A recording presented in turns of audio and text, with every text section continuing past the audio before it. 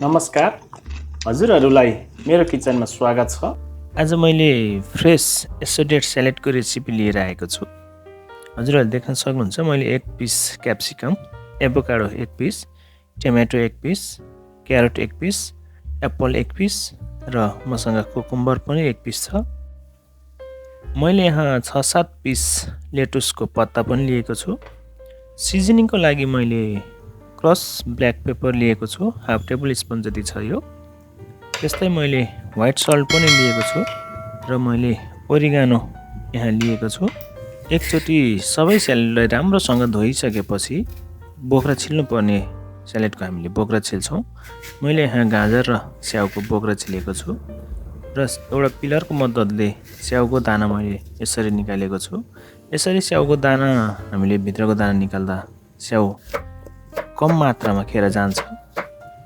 मैले यहाँ सबै स्यालेडलाई सेडेड कटमा काटेको छु र एप्पललाई हामीले काटिसकेपछि चिसो पानीमा राख्नु पर्दछ, नत्र भने एप्पल चाँडै डिस्कलर हुन्छ। र क्याप्सिकमलाई काटिसकेपछि क्याप्सिकमको सिड चाहिँ हामीले स्यालेडमा युज गर्दैनौँ, त्यसैले यसलाई सिड सबै निकालेर फाल्नु पर्दछ।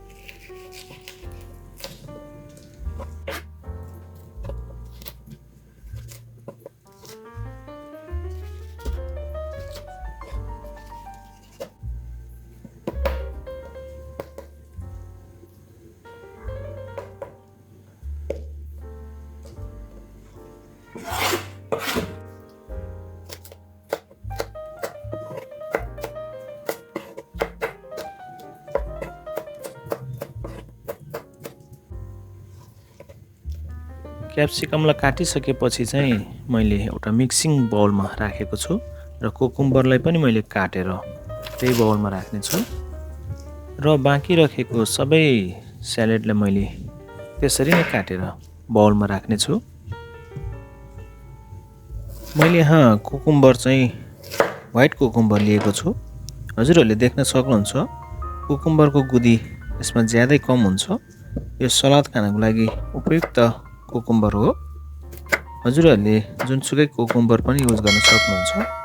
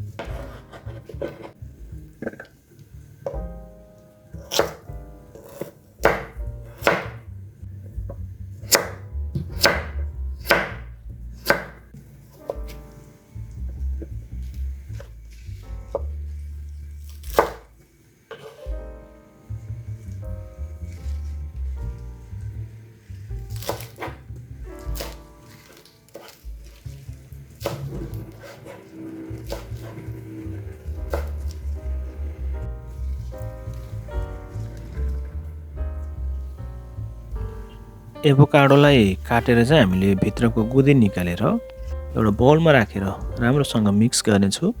एउटा लुक्स क्रिम बनाउने छु। यो चाहिँ हाम्रो ड्रेसिङको लागि मात्र मैले युज गरेको छु। हजुरहरूले एभोकाडोको ठाउँमा अरू पनि ड्रेसिङ गर्न सक्नुहुन्छ।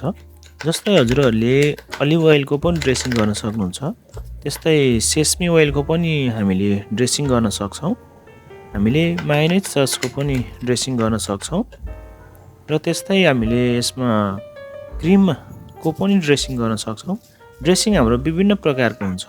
हजुरहरूलाई कुन ड्रेसिङ मनपर्छ हजुरहरूले त्यही ड्रेसिङ प्रयोग गर्न सक्नुहुन्छ।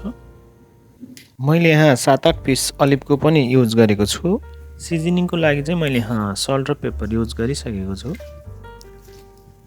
सबै राखिसकेपछि हामीले यसलाई राम्रोसँग मिक्स गर्नु पर्दछ। यसलाई हल्का हातले मिक्स गर्नुहोला साथीहरू।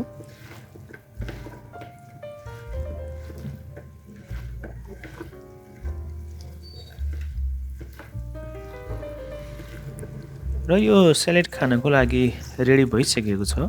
हामीले यसलाई अब आफ्नो इच्छाअनुसार खान सक्छौँ। स्यालेड चाहिँ हाम्रो लन्च वा डिनरमा महत्त्वपूर्ण हुन्छ। हामीले दैनिक यसको प्रयोग गर्नुपर्दछ। हजुरहरूले पनि यसै गरी स्यालेड बनाएर खानुहोला। यो निकै स्वादिष्ट र निकै लाभदायक हुन्छ। स्वास्थ्यको दृष्टिकोणले पनि स्यालेड हाम्रो लागि अपरिहार्य चिज हो। हजुरहरूलाई थाहा छ हाम्रो दैनिक जीवनमा स्यालेडको खुब आवश्यकता पर्दछ। आगामी दिनहरूमा पनि विभिन्न प्रकारको सलादहरूको रेसिपी लिएर आउनेछु। हजुरहरूले अहिलेसम्म मेरो च्यानललाई सब्सक्राइब गर्नुभएको छैन भने प्लिज सब्सक्राइब गरिदिनु होला र भिडियोलाई सेयर, लाइक र कमेन्ट पनि गरिदिनु होला। हजुरहरूसँग मैले प्रत्यक्ष जोडिने भनेको कमेन्ट बक्समा हो। प्लिज हजुरहरूले कमेन्ट पनि गरिदिनु होला। हजुरहरूले अन्तिमसम्म मेरो भिडियो हेरिदिनु भएकोमा धेरै धेरै धन्यवाद दिन चाहन्छु। र आगामी दिनहरूमा पनि यस्तै नयाँ नयाँ भिडियोहरू अवश्य लिएर आउनेछु।